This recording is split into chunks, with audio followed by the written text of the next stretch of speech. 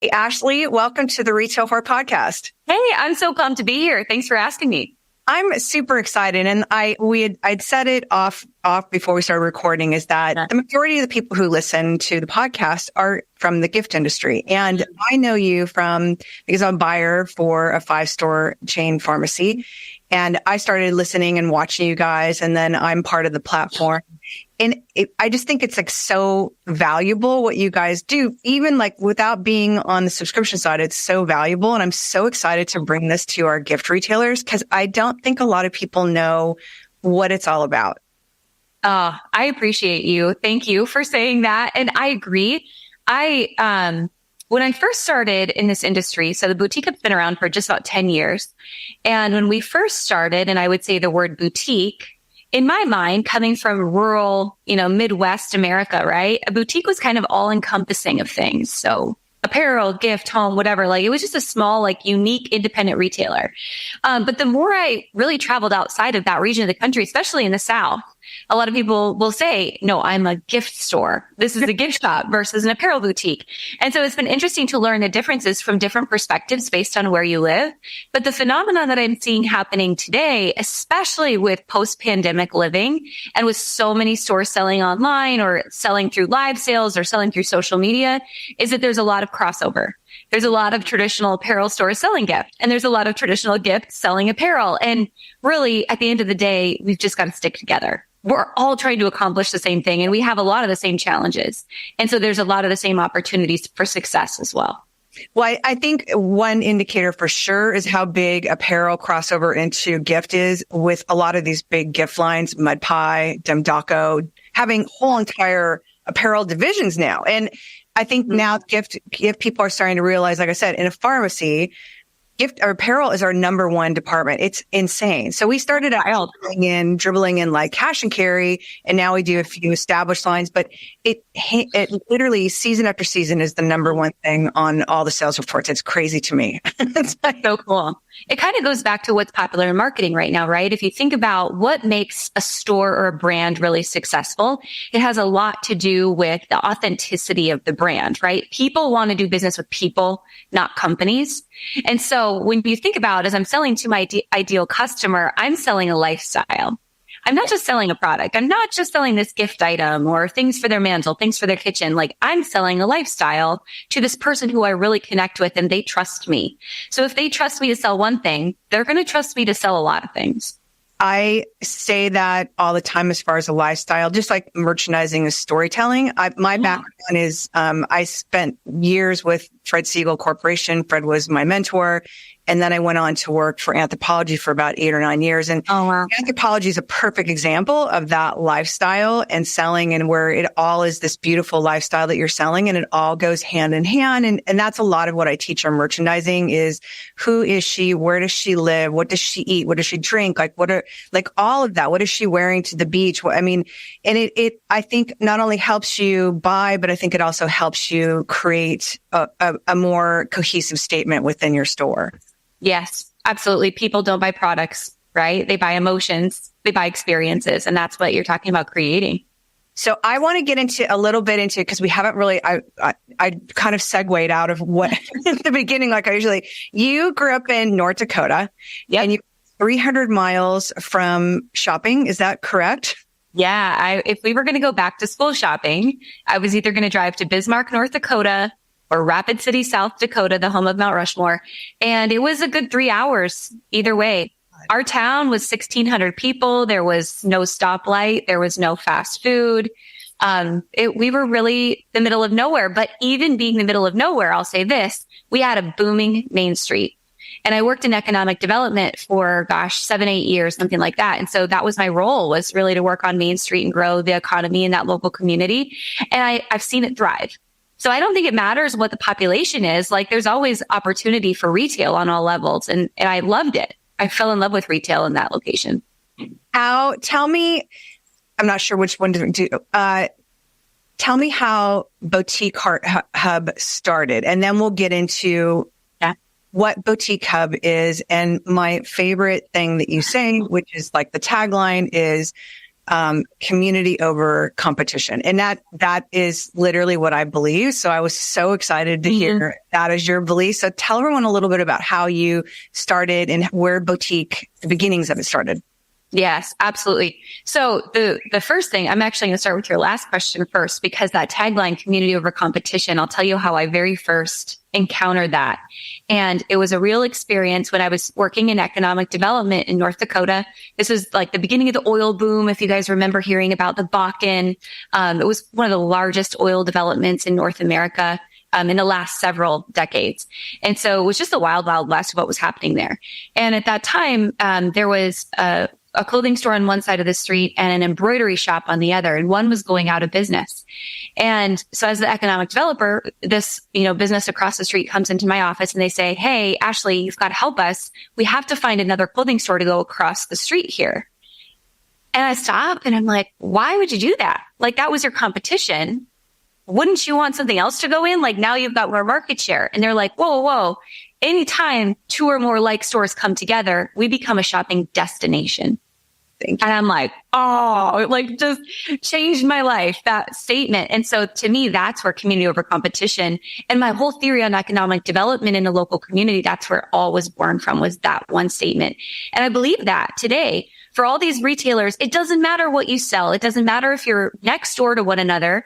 If you simply walk down the wine and bread aisle at Walmart, there's more than enough to go around, right? Oh my God. You don't even know, like, you are seriously singing my song, because I vacillate between retail and wholesale. And I'm actually leaving tomorrow to go live on job site at the Las Vegas Market Center, because my biggest client, Stephen Young, is opening a showroom there. He has 70,000 square feet in the LA Mart, and now he's expanding to Las Vegas. And tomorrow will be the very beginning stages of me starting to merchandise this very massive showroom. And, the last show, you could hear the buzz, because I don't know if you know Stephen, but you could hear the buzz of people that were both excited about him coming there, but also very afraid. Yeah. And I've been the first person to say, this is the thing, is that with Stephen coming to the showroom, he's bringing glitter veil. He's bringing 180 degrees. He's bringing Voluspa, lines that aren't represented in the Las Vegas Center now. And I said, people coming in now, there's more for them to buy, but it means more people coming to the show who are going to walk the aisles and walk the showroom, which I 100% believe that is more valuable than thinking that it's the scary competition thing. And I'm so no idea how much I love that you just said that. Well, it's true. And I've seen so many wonderful examples. What you're saying is absolutely spot on, right? Like, what you're doing is going to be better for everyone. But there's still this little fear monger in our brains, right? That's squawking at us and saying, well, I've got to sell at the end of the day, right? Like, I'm worried. I'm still competing for the same dollar. But really, I think if you just look at it in the reverse and say, who's my ideal customer? How can I best serve her? What do I do really, really well?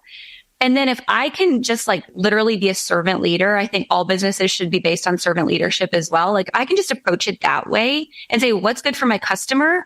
They will internalize that, and they will come and do business with me because of that. And if I say, hey, if I don't have this, Susie across the street, I know she does. You can bet your britches they're going to do business both with you and Susie. But if you say, oh, have you heard Susie came in across the street and she's a real tramp, whatever what you're going to say, they are going to look negatively upon you for having that mindset. So I just think that positive, community over competition is so contagious, and the consumer really wants it. So you just have to be comfortable in who you are, how you serve your customer, and what you do really well. I love that so much. So I didn't answer the first part of your question. I kind of answered all your questions in reverse. So I apologize. But that's this idea of community over competition. It all stemmed from my time in North Dakota. But what also came from that time was I'm involved. My background is rodeo, right? Which is pretty rare. Not a lot of people know, especially east of the Mississippi. But I grew up on a ranch, had horses, the whole thing. Well, I had some opportunity as I was living that part of my life to travel the country.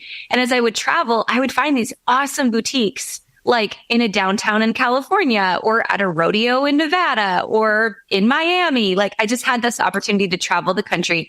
And I thought, man, why why don't I have access to cool stores like this back home? These are just so different than what I'm used to. And so this idea began to marinate when I was in North Dakota. Like, I just want to create this one place where people like me can have access to all these super cool stores from one location, like an online shopping mall.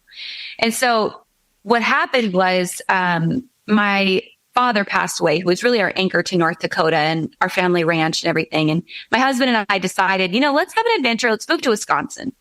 Let's do something we've never done before. And this is where my husband's from. And so when we moved and I left economic development and had to decide, what am I going to do next with my life? We both decided, you know what? We've always had this idea to get these boutiques from all over the country and bring them to one spot, like an online shopping mall boutiques. Let's build it. So we literally took our life savings, hired a web developer, didn't know what we were getting ourselves into, like literally no idea, and started to plug away at this. And I had lots of boutique friends and contacts. And so I started to call all of them one at a time, like, hey, I'm going to build this. Would you use it? What do you think? What do you need?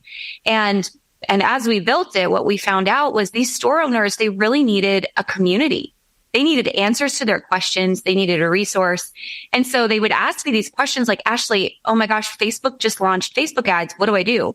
And it just so happened like, well, that was my background. I did a lot of work in Facebook ads. I'll show you. And so I just started to say, I'll teach you everything I know. And if there's something I don't, I'll find somebody who can.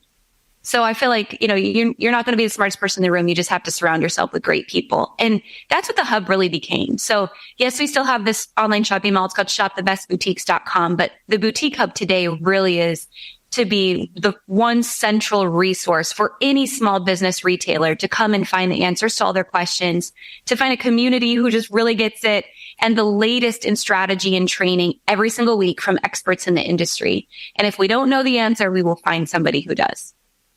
I love you. I mean, you guys cover a lot of information. I mean, I know it is a paid subscription, but the amount of free content that you give is amazing. And what I love is seeing you guys will repost your stores or other stores, TikToks and Reels. And I think that's so brilliant. It's like sharing the love. I mean, it's ultimate. Yeah, it is. It is. There's always enough to go around, like I said, right? There's always enough. And I feel like when you see, hopefully you get a version when you see our free content, whether it's through the podcast, through our Instagram, through our TikTok, whatever. I just want you to get a glimpse of what it feels like to be a part of the community and to know there's a lot more where that came from. And as far as it being a paid subscription, it's $24 a month if you pay annually, or it's $39 a month if you do a month to month.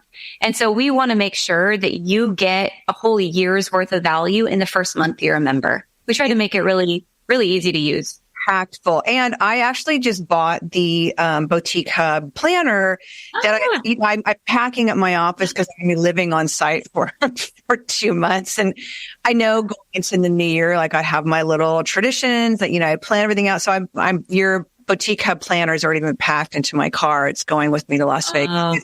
I love it. I mean, because to sideline from it, but tell everyone a little bit about the Boutique Hub planner, because I love that it has gratitude in there. It has goals. It has, the show dates.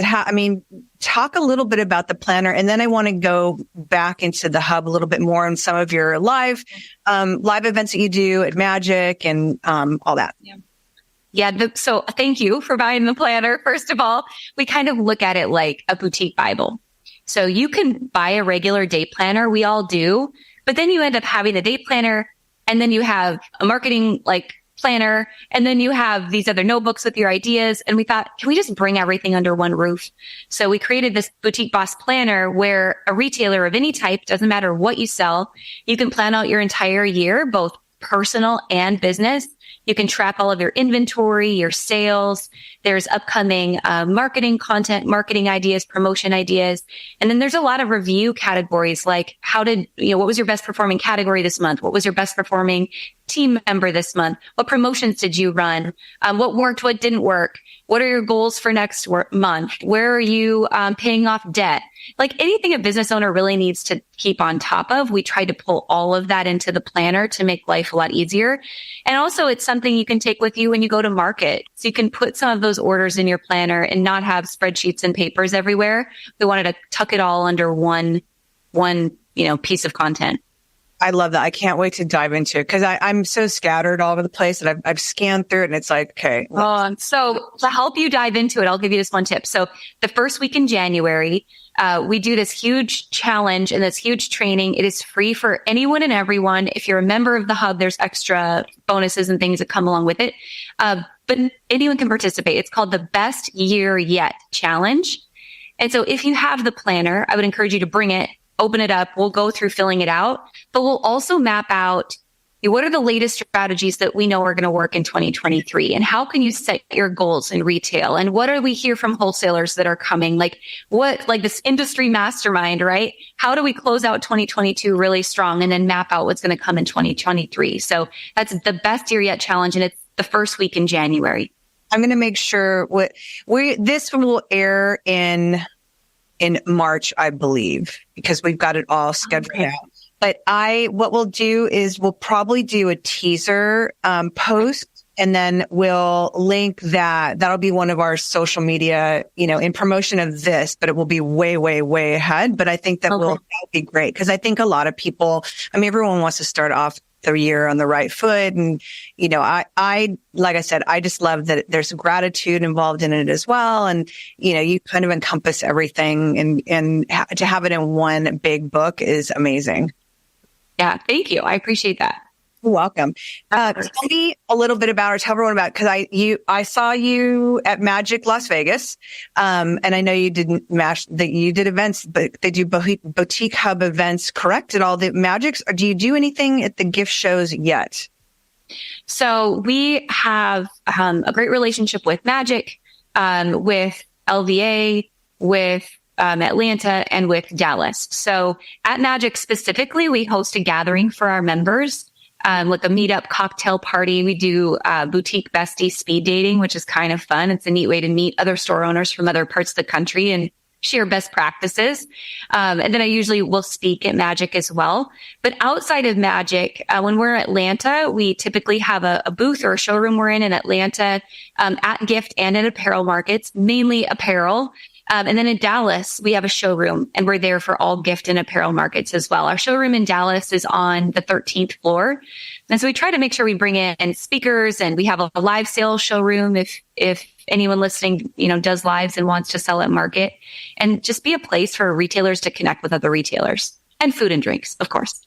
I love that. I didn't have I tried to get up to be able to shake your hand during Magic, but you were bombarded by which I can understand why. What was I? I've already lost track. Wow, Michelle, this is what happens when you get old. Just to let you know. For Las Vegas, for this coming the last Las Vegas show, and as well as the other Magics, tell me a little bit about some of the styles and the trends that you loved. Oh my gosh. Styles and trends that I've loved. So it depends on what season we're going to talk about, but a few things that I've loved. I love that we're finally getting away from leopard a little bit. Praise Jesus. It's time for something different. So I like that we're going that direction, with some different prints. I also feel like finally, post pandemic, we're getting a little more, fashion back. I love the ruffle sleeves and just the more interesting patterns and cuts, where we actually have a stylish top versus just a color block t-shirt. I think we're past those pieces. Gosh, what else? I'm just begging that low-rise jeans never return because I'm a mom with a muffin top. So can we just please not ever do that again? And then last thing, cowboy boots. I'm a farm girl. I grew up on a ranch. I grew up on a farm and ranch, if we're going to be technical, but I love that everyone loves cowboy boots. And, if that comes from Yellowstone, great. I also love that trend as well. Just getting back to Western as a whole, because it's such a foundation of our country and it's such a staple of fashion, I feel like. So it's exciting to see those things come back. I will tell you a story.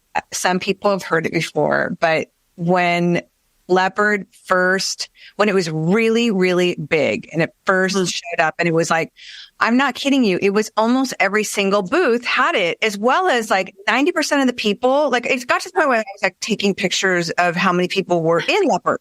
And, I mean, after you spend a half a day on the show floor and you see it over and over again, you're kind of like, I'm buying in, because honestly, that is the majority of what's out there. Last night was all in, brought it into the pharmacy. Well, Newbury Park is not big on leopard.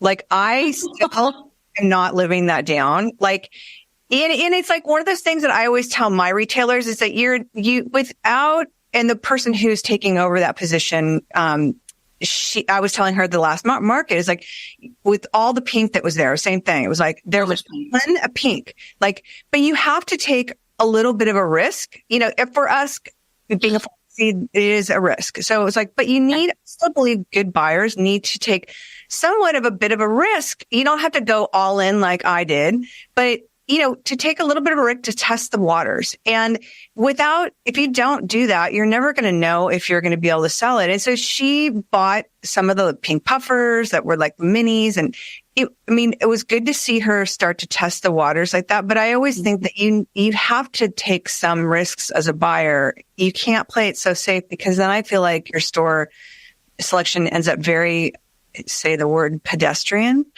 Yeah. Oh, that's so true. The idea is you can fail fast in retail, right?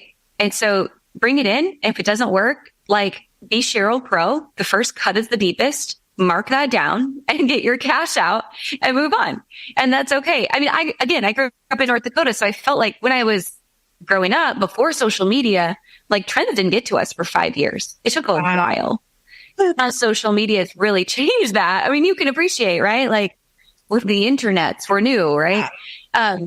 So now it's very different. And I think this goes back to having a good marketing department, or you yourself just being very good at merchandising pieces together. And maybe if your local area is like trend diverse, how can I make this piece layered with others so it's not quite so bold? Like, how can I gradually introduce it in my merchandising and in my styling? But back to the leopard piece, Michelle, I will be honest with you. I tell you I'm sick of leopard, but I live in the Midwest and I have a lot of coats. And my favorite coat is a knee-length leopard coat that when I wear it, I'm pretty certain people think that my house smells like cat pee. Like, it just makes me look like that woman. Like, I must have cats. It must reek of year-end when I wear this coat. But it's awesome and I can't get rid of it. I do love the leopard coats. I mean, I went in deep. I mean, like skirts and blouses and leggings, sweaters. It was like, holy shit. Like, almost when I think about it now, like we had 3 rails, probably 4 T-stands, and then a wall. And every single one of those sections had leopard in it. It was like when it all finally got there, I was like, oh my God, like, wow. So trying to dumb it down. It's like, let's cut this with army green and we'll cut this with a pop of black but holy shit, like, it was everywhere. And then of course the real slap in the face, the real was, okay, Michelle, it's 75% off and no one still wants it. I'm like, oh my God. It's like, it keeps like killing me. You brought up sale, and I'm always the first person, because we've had several open to buy people here, as well as a group of 2 guys that have created an open to buy app, which I think is the most amazing thing on earth. What is your philosophy? Like the Cheryl Crow, start with the deep dive. What is your philosophy on sale? Because a lot of people, gift is worse than apparel, because apparel changes so fast. But I've gone into some stores where it's like, so tell me about, like, how long have we had this? Like, oh, we've had it for a couple years. Like, wow, couple years. Like, why are we hanging on to this? Well, we keep thinking it's going to sell. No, pretty sure it's like 2 seasons. It's not going to sell. Like, so what are your philosophies on markdowns? Yeah. Great question. Sale. Yeah. I have a lot of opinions. Okay. Well, let's start here. First, my first question would be, what is your technology so that you accurately are keeping track of inventory? Like, do you have the ability to run aging reports? And if so, are you actively doing so you know how old things are? And then every product is different, right? And apparel is different, gifts different. So like, what should the life cycle of this product be? Is it 8 weeks? Okay, if so, in my aging, like if it hasn't reached a certain point, then what are the actions I first can take? And I think about it in apparel specifically like this. It's a rule of thirds. Like if I sell a third of this at full price, if I sell a third of this at a slight markdown, and if I sell a third of this, I just have to blow it out. I can gauge that rule of thumb for a lot of things. That's not ideal, right? But it's a good fallback. So if I can just get a feel for, okay, here's my 8-week cycle, where do I need to start taking action? And I think the first piece comes back to social media. Can I go in and restyle, reshoot, and repost it? And yes, with gift, you absolutely can. Like redo your vignette, redo your merchandising, redo your white flat lay. And I would say that's one area where I feel like apparel has advanced past gift is in photography and social media marketing. So if there's anything for gift to pick up, it's that. And just get active on Instagram, get active in social media, create a Facebook group for your store. It's still alive. Like Facebook is doing its, slow death someday, I'm sure. But for now, like Facebook groups are still really good. So get active, because a lot of times when I see things that people are marking down, they posted it once on a Tuesday morning at 7 a.m. 4 weeks ago, and no one ever saw it. Yeah. So make sure it's the rule of, my customer maybe needs to see this 7 times before they take action. So has it went on Instagram, Facebook, in a text, in an email, in a collection on my website, and it's been merchandised in the front third of my store. So I would go through that checklist. And then to your last part of the question about the word sale, and this is really big when you get into the fourth quarter, I would vote for experience and promotion versus the word sale. I think a sale isn't necessary to move product, and a sale isn't necessary to get people in the door, but an experience would be. Yeah. Because at the end of the day, if people are just there for the sale, cheap ain't loyal. And if they want cheap, they can go buy at Walmart. But you're not Walmart. You're a boutique. You're a highly curated experience. So offer promotion to get me in the store. Food, music, BOGO, spin the wheel at checkout, pop the balloon at checkout, round up for charity, free shipping over whatever. Like give me some little trigger that gets me there. Or maybe you've got doorbusters for whatever your event is to get me there. But it doesn't have to be a sign in the window that says sale 40% off. I like the idea. It's almost making it an event. Anthropologie used to do, and I just talked to one of my clients about this morning, because they said, I think in January do a big sale and really meet some stuff, because they do antiques and some of their new products and home pieces. And I said, I think that way it clears out some stuff. And she was asking, do we just tag it throughout the store? I'm like, no, I think pull it all together in one space.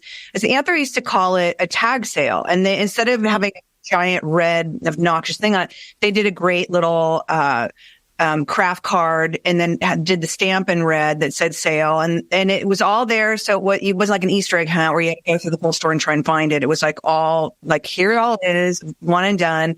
But you had said something just now that I've brought up several times on the podcast is that social media just as a whole has grown much faster and more technical for apparel than a gift. And I had talked about this before 3 Magics ago. I was blown away, and I love seeing, because I've been in retail for 40 plus years. Like I started at the Wet Seal. I've had stores at Fred Seal. I was in Anthropologie. I'm been there and done it all, which is why the podcast is called The Retail War. The coolest thing to see at Magic 3 years ago or 3 seasons ago was how many people, all the girls going live. And it was so insane. And they're with their rings, and they got their crew, and they set up in the booth. They've done what they're picking out. They've got their friend in it. Like, this is whatever denim line. It's like, it fits like this, blah, blah, blah. They've already decided the retail price on it.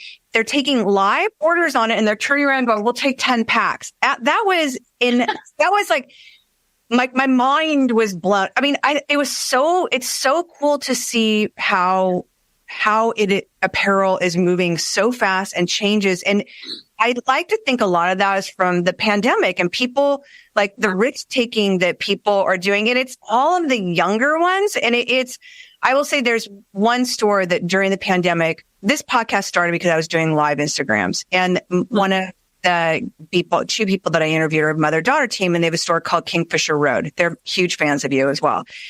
They pivoted so fast and we're going live on Instagram and Facebook, and they are still doing it now. It's the most amazing thing to see. And it's like, they're really the only ones I've seen out of everybody that we've talked to that have continued keeping on the live and pushing the envelope. And I feel like Gift needs that push to get out there. But I feel like I've always said it, no offense, everybody. Gift feels like, especially during the shows, Gift feels like old ladies in cat sweaters, and fashion shows and apparel feels fast and it's loud and there's music and there's interactive. I mean, that it's like Gift needs to get with it and move in that direction. I 100% echo, and please, no offense, Gift stores that are listening. I don't want to offend you. I really want to teach you how to do this. This is like my biggest, I just love this. I have such a heart for this. My passion really is like the marketing and digital and social strategy for retailers. And then we have all kinds of other experts on our team who can teach you all the other things, but this is really my sweet spot. So we can easily teach you how to do this. It's not hard. Well, the hardest part is pushing the live button. Yeah. That's the most intimidating part. But as far as if we're being honest, going back to people wanting to do business with people, I think sometimes our customers just want to know, maybe my life feels like a bit of a shit show, but actually theirs is too. And I like them more because of it. And so I want to support them. So I think we're past this day of a really pretty, perfect picture and a perfect window. And, this is the business, but this is me, and they're separate anymore. It's kind of just all one together. I am the business. This is my business brand. This is my personal brand, and take it or leave it. This is who I am. And I'm going to be completely transparent, but you trust me for it. And so let me sell you this item for your table. It's just all one piece together. I think that people, it's that connection. They feel like they know you. And I even MC Design Collaboration, my brand, I'm on stories all the time and talking about what we're doing. And I realize, poor retail whore, I'm never on it. So I'm actually trying to make a more concerted effort to try and go on there more, because it's crazy how fast it's growing. I'm very grateful. We've only been doing this for a year and a half, and we're just about to hit 12,000 downloads, and awesome. On to ship now. It's kind of a crazy ride, but I realize people want to know more about me, and not half of them don't even know what MC Design Collaboration is. It's really sad that this has now become the thing. But I'm now trying to go out, and I think that a lot of it is people get really afraid, and that ego gets involved. Not ego meaning I'm such a big all that, but oh my God, my makeup and my hair, and it's people start freaking out about that. And I think if they just get over, just hit the live button, go out, even just doing stories, just so people know who you are and what you sound like. And, when I go to your store, you know them or they know you. And I think that's huge. Yeah. That's such a good place to start. Like you mentioned, just go in stories. And let me give you this. I'll give you some strategies. So if you guys are taking notes, if you're listening, write these things down, because hopefully this will help you make it not so overwhelming. Because I think at the end of the day, a lot of stores are I just don't have space. I don't have time. I can't keep up with TikTok and all these different things that are happening. I can barely, pay attention at the end of the day. So I think about it like this. When you're mapping out, what am I going to put on social media this week? I think about it I'm baking a cake, and there's 3 main ingredients to my perfect cake. And that is the content we're going to post. This content would include, number 1, branded content.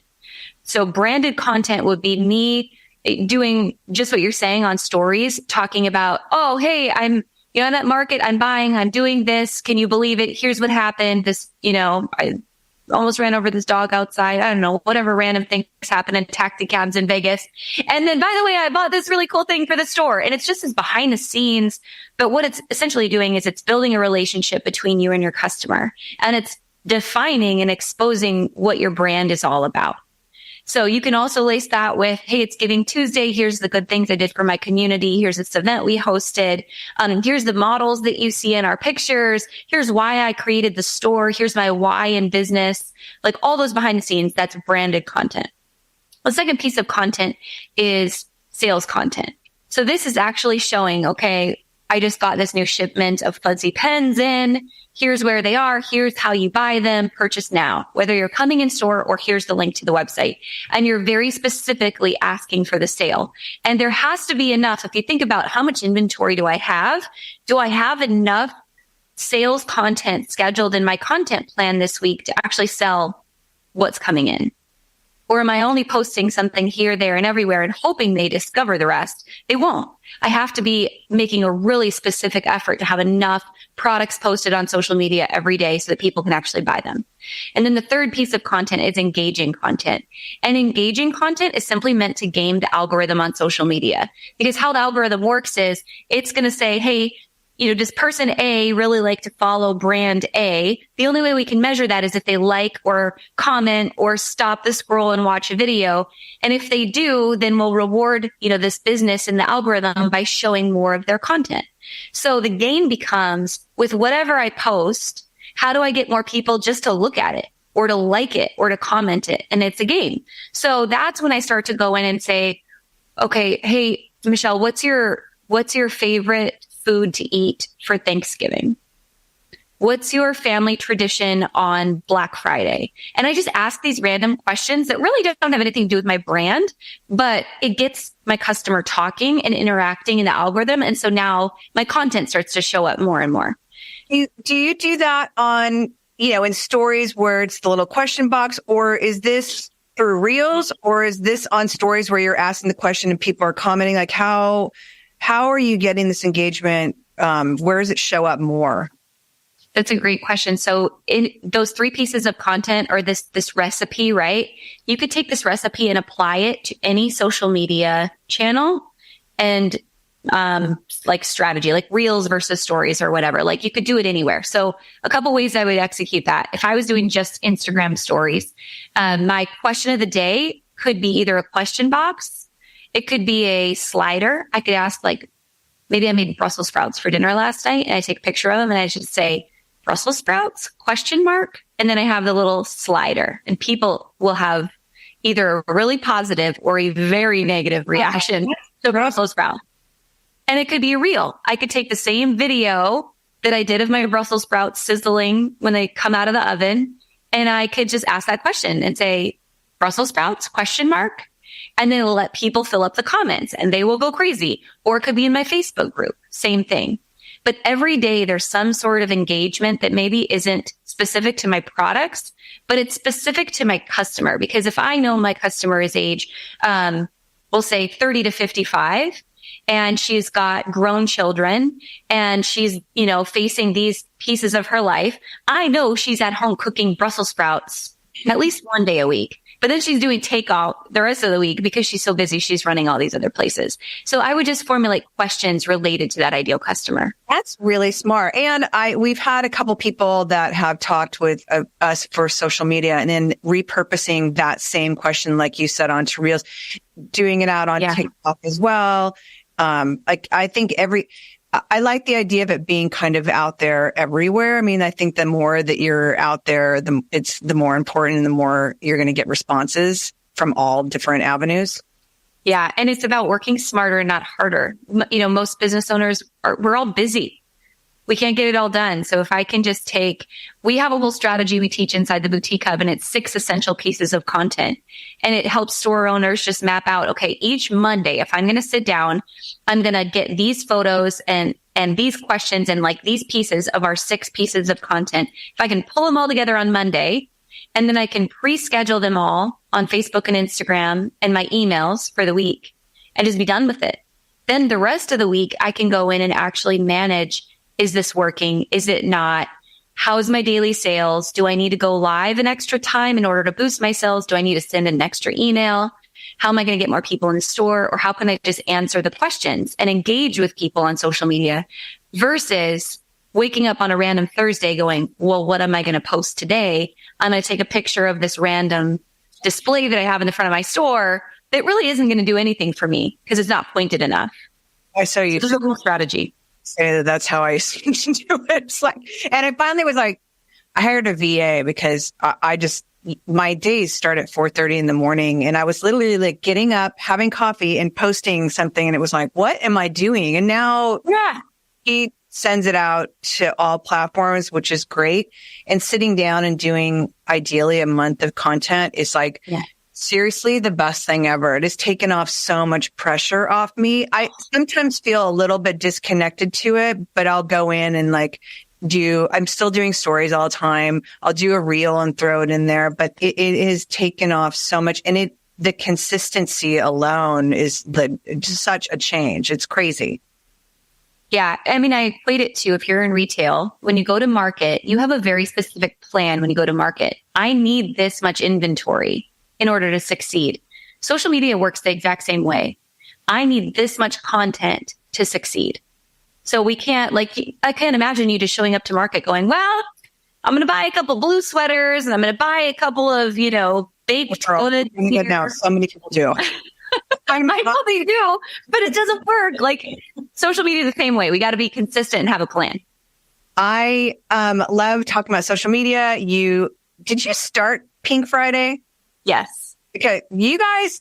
Okay, I looked up the tag. It's like 497,000 people used that tag That is freaking amazing. Oh my God. Tell everyone a little bit about, because Kingfisher Road did it, and I did see a few gift stores do it, which was amazing. So tell everyone a little bit about Pink Friday, because they're like everywhere. It was so cool.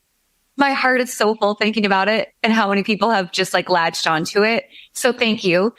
Pink Friday is this. I love when it comes to like Black Friday week and the holiday season.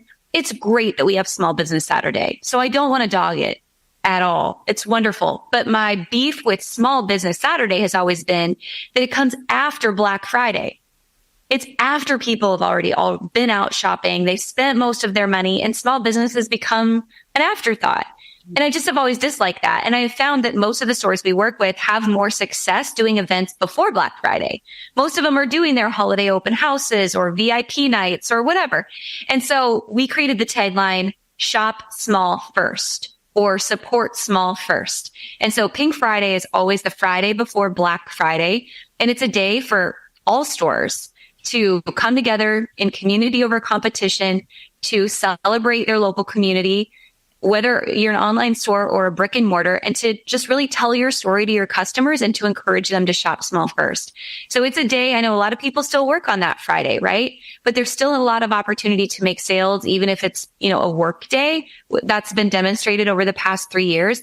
But what's even bigger than just the sales that take place on that day is the brand awareness. And that's really like at the heart of what we're after. We want stores that participate to get media coverage. So we try to tie in a lot of media training to Pink Friday, teaching store owners how to send out press releases, how to get involved in their local chambers of commerce, how to just build those media relationships so that year round, the media will come back and ask them about their business.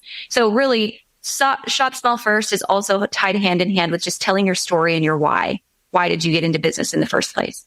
I love that. It really truly was so cool to see how many people were doing it. And then going and looking up like how many tags, I was like, holy shit. And then I want to touch on hub inventory, because that you released just recent, and tell everyone a little bit about that, because that's a whole nother leg. It's a whole nother leg. And we've had this dream and this ask for a long time. So part of the Boutique Hub is we've always supported retail businesses, but we've also always supported wholesale businesses. We have over 800 brands, wholesale brands and showrooms that are now a part of the community. And they've often asked us, hey, can we please have our own wholesale marketplace? Which is a big ask. That's a lot of technology to put together to build our own version of Fair or Fashion Go or Jour or New Order. And so we started to build this 2 years ago. Right before the pandemic, we got started. And part of our mission with the wholesalers that are a part of the Boutique Hub is we always want our retailers to know that these wholesale brands they're shopping from are quality, they're vetted, they're approved. We know that they're going to be a good fit for actual boutique owners. So we started to build hub inventory. We launched it late summer 2022. And it's a wholesale marketplace, but it's built with a small business owner in mind. So we've also worked in some open to buy planning for hub inventory. So a store owner can go in and map out what's my budget. And as I buy things, I can see that budget change. It also comes with Shopify integrations, both on the wholesale side So if I'm a wholesale brand or a product maker selling on Shopify, this is a sales channel I can plug right into to list my products on Hubventory. And then soon our integration for boutiques will be finished as well. So if I purchase on Hubventory, I can push all my products as draft products to Shopify. But really the third thing that we've built into it that I think is really important is the board system. So Hubventory is kind of a cross between a wholesale marketplace meets Pinterest. And so a retailer can go on, and as I'm planning, what am I going to buy? I can build boards. Oh, I love it. I can map out holidays. I can map out weekly launches, collections, whatever, see everything laid out in boards before I buy it. And then once I buy it, it goes to a whole shipment board. So I can see on the boards, when are my pieces coming, and I can drag and drop and build my collections around actual arrival dates so that my whole inventory process is just a little bit smarter. I love that. I'm like all about curating the buys. I mean, I will, for the people that I buy for, I spend a lot of time curating from lots of different vendors for the gift end of it. So whether it's mushrooms or bees or whatever, but they're very curated, and I'm old school. I need my freaking catalogs. And of course, no one's doing it anymore because I create boards back here in my office, and it's like, here's what the bee concept looks like. Here's your contextualizers. Here's the display pieces we're using. Here's how we're laying it out on the table. But it's very hard to do that with everything online. So something like that is amazing. I love it because retailers are visual. I think all of us need like it all laid out, which is why, when you go to a show and you're pulling apparel, you have your own rack and you can sit there and see how it lays out. But this is like the best of both worlds. It's not just that rack. It's like all the racks all in one. Yeah, I hope so. Because it's hard when you just if you think about traditional online wholesale buying, you're just adding everything to your cart. Okay. And then you have to kind of think okay, this is going to arrive here and this is going to arrive there. But these are actually two different collections. They don't go together. So if I could just plan everything on boards first and then add it all to the cart, I would have a much better visualization of that concept. Amazing. Okay, I have to ask you now, because you said your husband was in the beginning. Is your husband still working with you? Yes. I love it. Yeah, for a few years now. He's our CFO, and he does all the behind the scenes, not sexy work at the Boutique Hub. I'll tell you that. It's great. My husband works with me as well. We started doing retail whore road trips where we're going to retailers because retailers are visual. So we're going to stores. We're circling back around with people that we've interviewed already that I had so many people reach out and say what does the store look like? So now we're starting to do, my husband has now been roped into, he's now the cameraman. He's now the editor. It's hilarious. So I'm like, thank you, honey. That's awesome. I love the name too. I'm going to watch this. It's, it came because literally I have done just about every single job in retail from 14 on, from stock rooms to management to, district manager but I've always ended up back with visual merchandising because that's where my heart is. So, but these are visual on the show. The last one we did was Nathan and Co. up in Oakland, and he has a pretty amazing store. And we go through everything from lines he loves to his merchandising to their opening statement and how often. I mean, they're fun. We're going to do 4 next year, so I'm super excited about that. Okay, I have 2 last questions for you because I know time is precious and you are. Yeah. And I always ask creative people this is, where do you find inspiration? Oh, good question. Depends on what it is. So business inspiration, I love, I'm a big self-help guru, I would say. Oh yeah, I don't read. Michelle, I am too. Yeah. I have never gotten into fiction books. That's not my thing. But if it's a self-help podcast or I'm just an achiever by nature. So podcast books, all that stuff for sure. As far as style and inspiration, boutiques have always been my inspiration. That's why the Boutique Hub is what it is. It is so cool to go to this little curated shop and see someone's personal style defined by how they've merchandised something or the photo shoots they've had if they're an online store. So I really am inspired by a lot of the stores that we get to work with. Going to market, obviously Magic, just because that experience is just so electric. I get a lot of inspiration there as well. And then, Michelle, you've got to check this out. Okay, so I came from the Western industry, from rodeo. the like big grand finale of our sport, the Super Bowl of the sport, is called the NFR. It's the National Finals Rodeo. It's held in Las Vegas every December. It's one of Vegas's biggest events, actually. And what's going on now? yeah. I just got a memo because they're just coming back. They're at the Las Vegas World Market Center in the new convention centers they're building. Oh, yeah. So it takes over the whole city. So the rodeo itself is at UNLV, but then there's trade shows. There's Western trade shows at every single convention center, from Mandalay to South Point to Sands, whatever. It's everywhere. It's huge. But the fashion, even though it's Western, I will tell you the fashion there is it's just something you have to see, even if it's not your game and it's not your style. Like, it's just really cool to be a part of that world too. It's funny because I think with the explosion of Yellowstone and some other shows that have come out, I'm bringing on a new client there in, I believe, Utah, and it's a store that's been on the main street forever, and we're reimagining it. It's not going to be so reimagined that the bread and butter, their core group of people that come in there for their Wranglers and their shirts and the tacking, but it's to also bring in some of the tourism that's coming now into this area more and more and more. And I told them, it's like, one of the things I really want to do at the window is do one of those huge, big black and white murals, photos of like one of the historicals of, through the town. I'm so excited for this project. And it's like, I said to him, like, we're going to think like old school Miller's Outpost, as well as Yellowstone, and like this whole, like, bring this whole vibe up into, raise the standard on where it's at right now. Cause right now it's like a tack store. It's not like, you want to go, but I mean, some of the things they sell, I will say, it's like, I will always love stuff like that, and going into like old school hardware stores are the same thing for me. But I may have to go to some of these rodeo shows.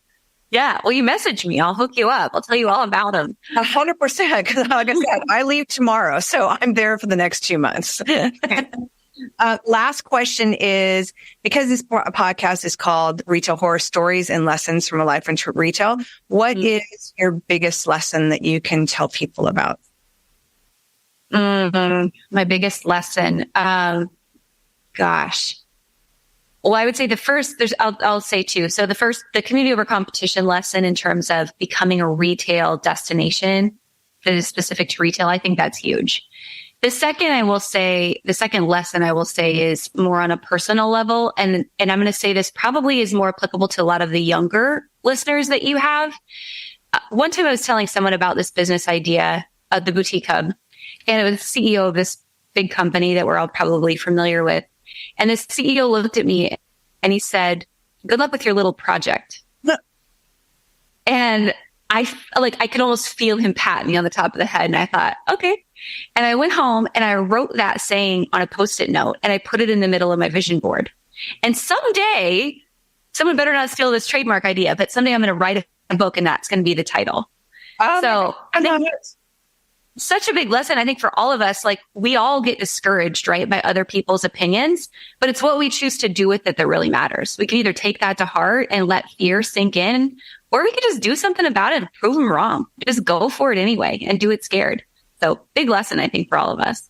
I love that. I'm all about, the proving it to yourself, as well as, just jumping. Like, I'm going to do it. Like, boss, hell or high water. I'm literally like the stupid podcast. I literally I'm going to start a podcast. Like, everyone's like, oh, okay. And I think even Elisa, who is our digital marketing manager, is like, sure, I'll help you with that. And she's like, God damn, I never knew it was going to be like a thing. It's like, but I was like, I'm going to do this, and we're going to figure it out. We're going to do it. And it's like, I'm so glad I'm just like, I don't listen to what people say as the naysayers and like, oh, yeah, good luck with your little podcast. Like, yeah, you're right. Just watch. Yeah, that's exactly right. Right. Thank you so much for your time. I'm so excited and honored that you spent this time with me, because honestly, like I said, I've been a little bit of a stalker, like following you and, digging into the book. So when I reached out to, I think it was Molly, who I first spoke to, I'm like, I'm just going to throw it out there. Like, I know she's really busy, but and I was so happy when Holly, the other part of the boutique company, Holly and Molly, when Holly responded, she was like, yes, absolutely. I'm like, you just made my day. So thank you for making my day. And I'm so excited for our retailers and the gift industry to learn more about the Boutique Hub, because I think honestly, it's like one of the most important resources that everyone's able to utilize and like to learn from. And like the social media aspect alone is huge. So thank you. Oh, thank you for asking. And thank you for the heart that you have to do this and to help people, because that's what it's all about, right? At the end of the day, it's not about selling products. It's about the mark that you're leaving in other people's lives. And that's what you're doing by having this podcast. So we're aligned in that. And I really appreciate that. Thank you so much.